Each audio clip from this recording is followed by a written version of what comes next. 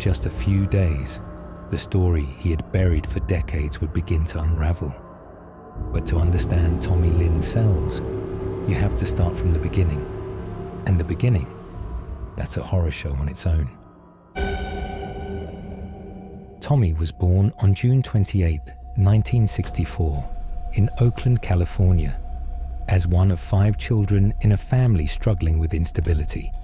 His twin sister, Tammy Jean, was one of those siblings, but only a year and a half after their birth, tragedy struck.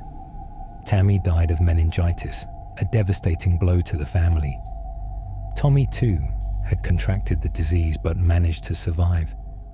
The trauma of losing his sister, coupled with his own near-death experience, would mark the beginning of his troubled and chaotic life. It's hard to say if it was fate or something darker, but after that, Tommy's existence became a downward spiral, and in many ways, he was never meant to survive. Tommy's mother, Nina, was deeply unstable and unable to provide the care, love, or structure that her children desperately needed. Her mental health issues seemed to bleed into every aspect of their lives. The family bounced between relatives, often living in squalor, barely scraping by. Tommy's needs, physical and emotional, were largely ignored. The attention he received from Nina was minimal, and it seemed that any potential for stability or security was swiftly snatched away. In this environment, Tommy's behavioral issues worsened. He was neglected, overlooked, and as the years passed, was on his own for most of the time. By the time Tommy was just 7 years old, he had already started drinking alcohol.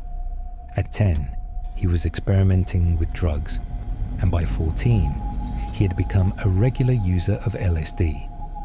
His descent into substance abuse was swift, and by then, he had already dropped out of school and was living on the streets.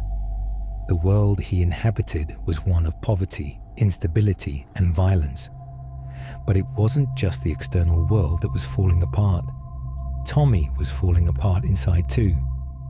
It was in these formative years that he became more than just another troubled teenager. He became a lost soul with no direction or hope.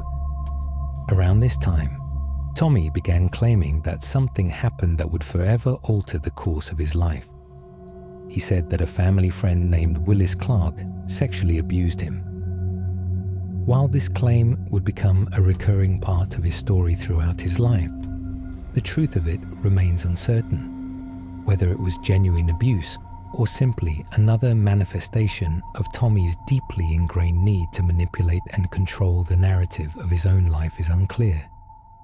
But what is certain is that, from that point on, Tommy's anger became something that defined him. He became more erratic, more violent, and more dangerous. At 15, Tommy told stories about his first murder. He claimed that, while breaking into a house, he discovered a man molesting a young boy. In a fit of rage, Tommy said he beat the man to death. No evidence of this crime was ever found. No body, no police report, nothing to substantiate his claim. But for Tommy, the story was a point of pride. Whether it was true or fabricated, it became part of his twisted self-mythology. He seemed to relish the idea of being a killer, even if it was only in his own narrative. From there, he was on the move, a true drifter. He crisscrossed the United States, hitchhiking, hopping trains, living under bridges, working at carnivals and panhandling. And all along the way, people died.